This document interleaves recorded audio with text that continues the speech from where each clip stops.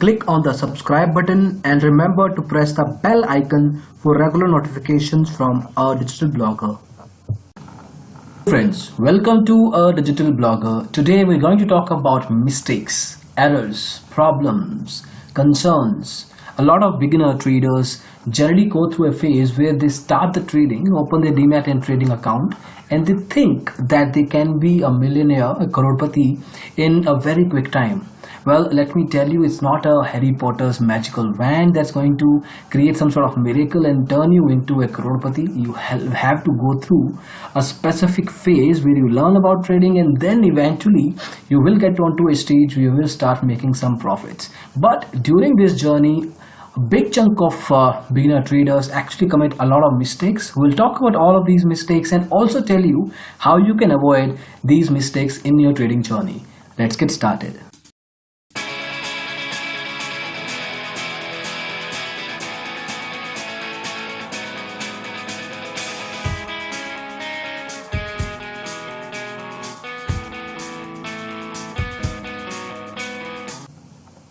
So the number one mistake that beginner traders commit is that they think they can start trading with zero market knowledge. Now imagine this, you recently completed your higher education studies and you have entered into, let's say, an engineering college. Now would you be able to design and develop a robot that throws a basketball in a specific direction? Or maybe design a computer program that stores the user's Google encrypted data into specific password protected file? No, right? Now likewise, if you have entered into stock market space and aspiring yourself to turn into a millionaire in few days, that's highly unlikely to happen. You may choose to learn the art of trade by subscribing to an online trading education course. We've been talking about stockpathshala.com. You can choose that.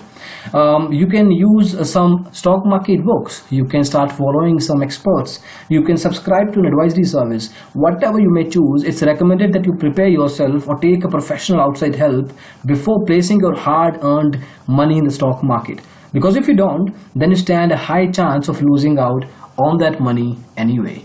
Second mistake, following what other traders are doing. Let's take an example here.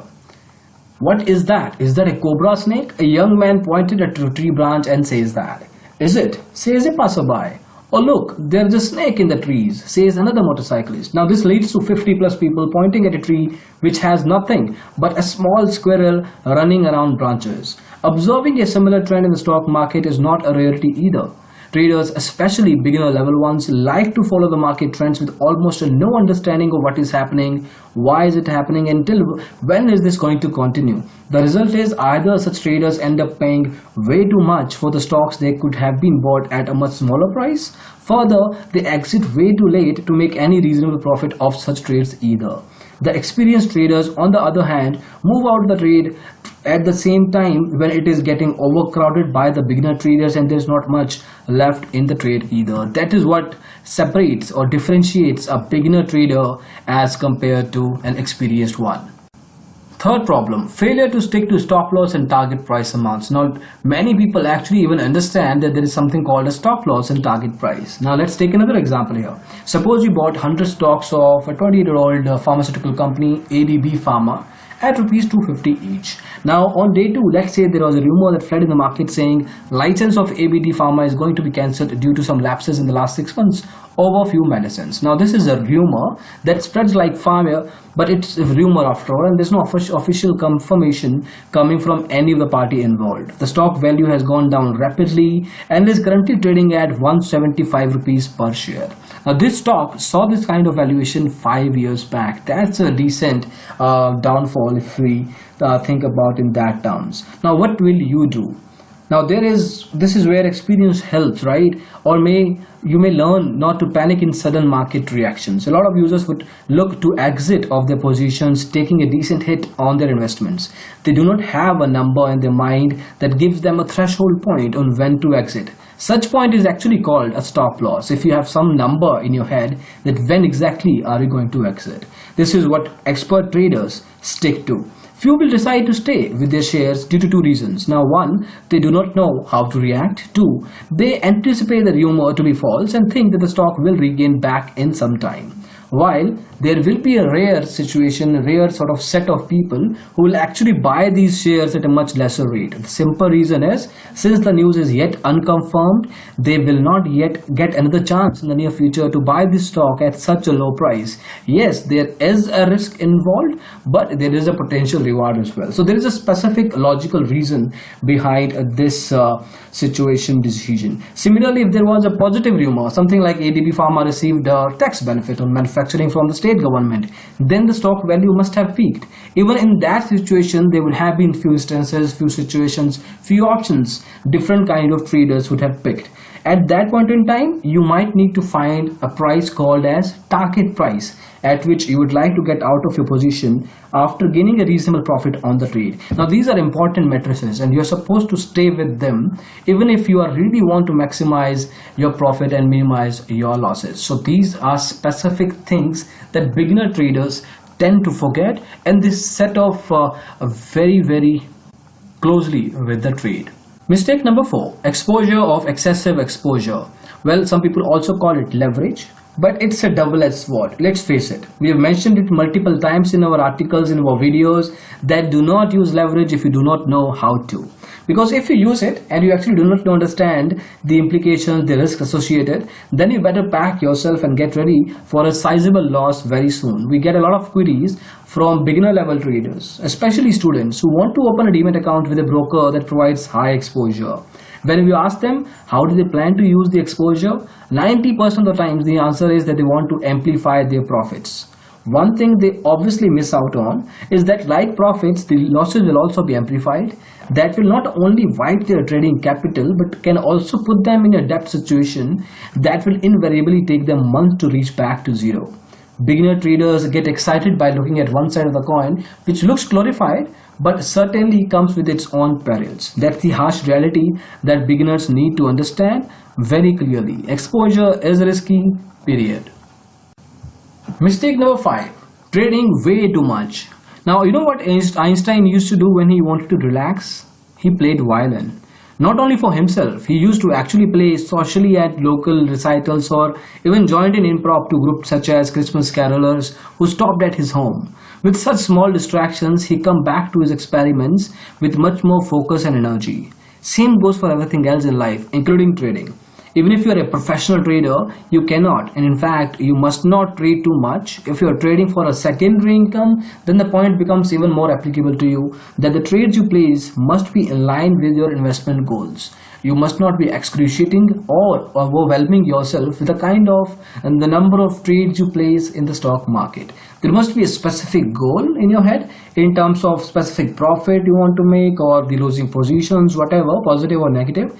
Make sure you do not stretch yourself from this range, otherwise it will only worsen your trade position overall.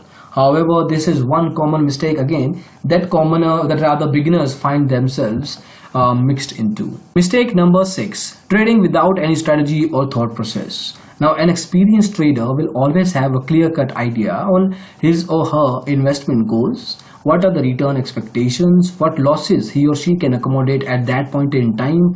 What are the exact entry and exit points, stop loss and target price for that particular trade? What time period are they going to stay in a specific position, and so on? All these thought processes, ideas, strategies, whatever you want to call it, they come something like in a natural way. Imagine yourself getting a surprise test in your class with no knowledge of the subject or the difficulty level.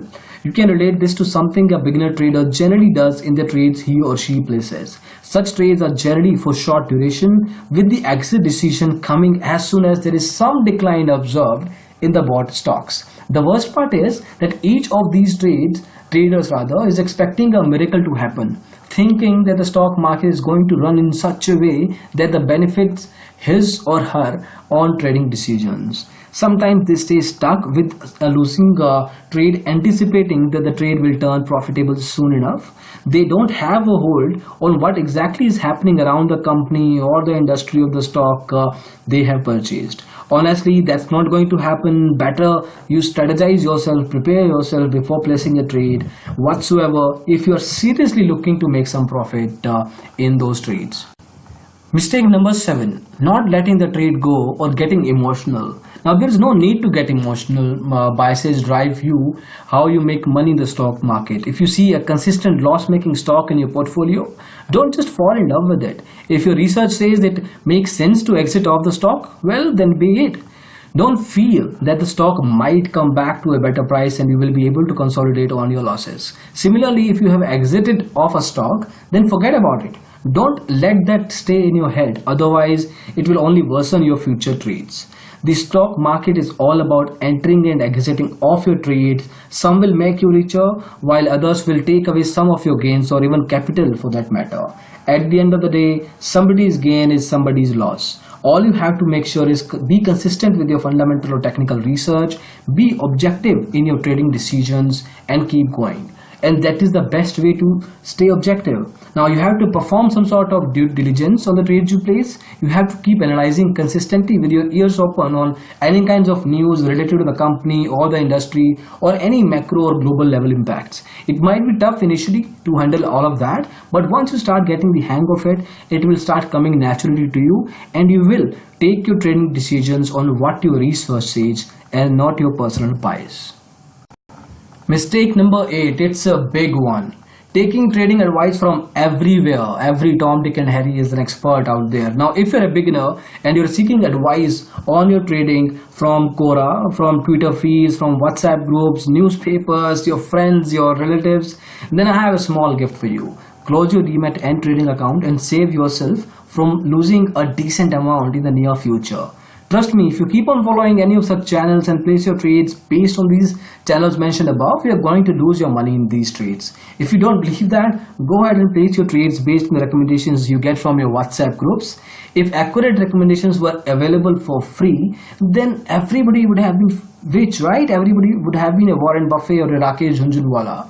Consistent profits require you to either learn the art of trading or follow advices from a professional, from an advisory company, let's say, that has a proven track record, and there are not too many at the same time. Although learning is cheap, it's a one-time cost, and it also provides you a consistent return because it makes you equipped with that kind of knowledge. And advisory or a stockbroker, let's say, is an expensive affair, but it will keep on giving you advisory services as long as you are paying them. But at the end of the day, make sure you do not blindly follow what every random person on the street has to say. It's your hard-earned money after all, right? But not the least, mistake number 9, trading without an exit plan. Now, if you have observed keenly, every well-designed structure, be it a shopping mall, an aeroplane, or even a school for that matter, all of these sort of examples here we're talking about, they have an emergency exit in place. Now, these exit routes are designed in such a manner that whenever they're required, those are easiest to access, to use, and they're sturdy enough that they minimize the loss. Similarly, if you're entering the trade, there must be a clear-cut strategy. That is strategy of entering and strategy with an exit plan. Now, what does this imply in the space of stock market? Now, you need to be clear in your head what exactly you're looking to achieve from a particular trade. Now, that trade could be for a few minutes, few hours, for a few years, for a few decades for that matter as well. But the clarity of the thought on the upside and downside price points, along with the idea of the timelines of investments, are few areas that must be taken care of. A lot of beginner traders tend to hold on to a trade hoping that there will be positive move in the direction they want it to go, when they initially wanted to go into the trade for few minutes or few hours. Now, reality check, most of the time it doesn't really happen. Some people come back and say, well, what if I had stayed more and probably gained more? What if my losses would have been recovered if I stayed for a few hours or few minutes or few months? Well, this is actually a very classic trader's theory on staying worried about their trades. Well, the answer to that is pretty simple too. It is better to take profits from your trade consistently rather than staying stuck on the ones that you're not sure of. It gives you a better sleep at the night too, right? Now, these were some of these mistakes that we have come across. We've talked to multiple clients who've been trading, who are beginners, who kind of commit, and the kind of expert traders, what kind of mistakes they committed when they were at a beginner stage. So it has been a pretty wide sample size, and these are the 9 common mistakes that came out pretty significantly. So Now you need to see whether you are committing these mistakes. If you are, then we have given you solutions at the same time too.